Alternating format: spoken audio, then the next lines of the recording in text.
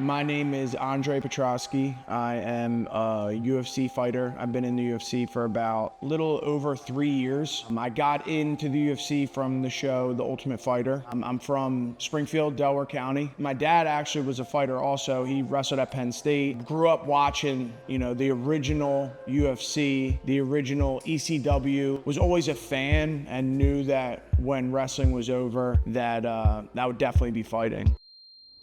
Most of the people that get signed in the UFC have 15, 20, 25 fights. I got in with only 6 fights. I've had a lot of success in the UFC. I've grown a lot, specifically my striking. Like my striking in my first UFC fight to where it's at now is like exponentially better.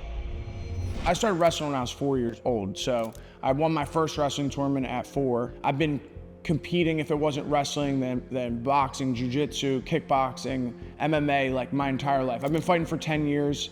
Before that, I probably had over 15 years of wrestling. And my goal's always been the same, is to be the best, be a world champion, be a UFC world champion for sure. UFC world champion, you hang the belt, like that stuff's cool, but like I want memorable fights, like fights that people like will never forget. I think that wrestling is the best base for martial arts, because of many reasons.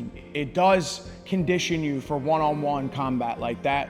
The more familiar and the more comfortable you get with that, like the better you're gonna be. The more centered you're gonna be, the more grounded you're gonna be, more calm, like 100%. Your brain only has so many hits to the head. Like that's just the facts. You can only get hit so many times. And I think that these guys that have 15, 20 years of wrestling experience before they transition to MMA, they haven't been hit in the head as many times, but they still have some level of competition experience. So all you really have to do is teach them the skill set of boxing or the skill set of kickboxing, and they grow so well. I've watched hundreds of thousands of fights. I've watched thousands of fights, but like the ones that stand out to me are like the big upsets, like stuff like that. Those are the types of stamps I want to leave on the sport. Like something I'm very proud of is, in the past, like all the UFC fighters from this area, it was Paul Felder, Eddie Alvarez, like all these guys they all left, right? They all left this area. They went to Florida, Milwaukee, here and there to pursue their dreams. And at the time, like that was what you had to do, right? So like I'm proud that myself, as well as many others, Pat and Joey, and we decided to stay here and build here. And now for the first time, you can see guys from like Nursultan from Uzbekistan came to Philadelphia to pursue a career in martial arts. Like that was not unheard of.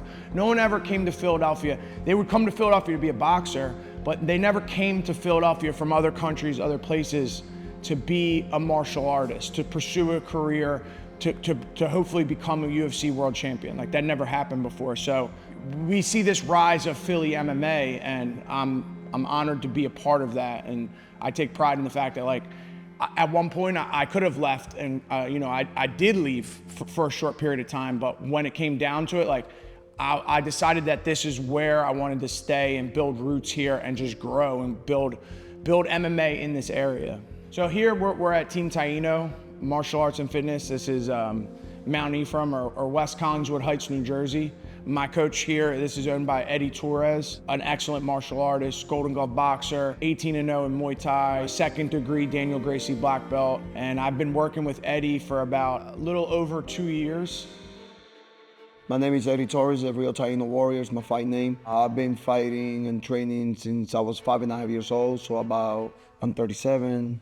So you do the math, about 32 years of training under my belt. I had a little rough upbringing, grew up in gangs and in and out of trouble. Met a woman that saved my life, basically my wife now. Been with her for the past 11 years, going on 12.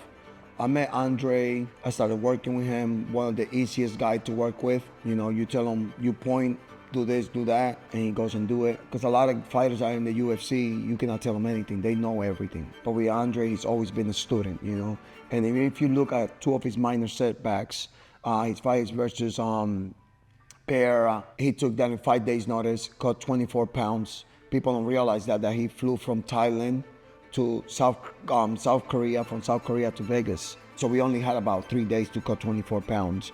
and we couldn't sleep at all because the time difference, right? We was jet lagged. We couldn't get any training. We didn't even prepare for that guy. Andre was on the beach drinking beer when he got the call. And he didn't question who the opponent was. He didn't question anything. He literally said yes right on the spot. They were like, you want to fight in 5 days? He's like, yes. I love to work with the type of caliber of man that he is. You know what I mean? Like, no fear. And he knows what he signed up for, and he's willing to do the work to get to the highest pinnacle. His last fight, as you guys saw, he was beating the shit out of this dude pretty easy, and knocked himself out on the guy's hip. So I've been there before. I should take a shot, hit somebody's hip, get dazed and stuff like that. He knocked himself out on the guy's hip after he was beating the shit out of the guy. You know what I mean? There's some stitches on his head.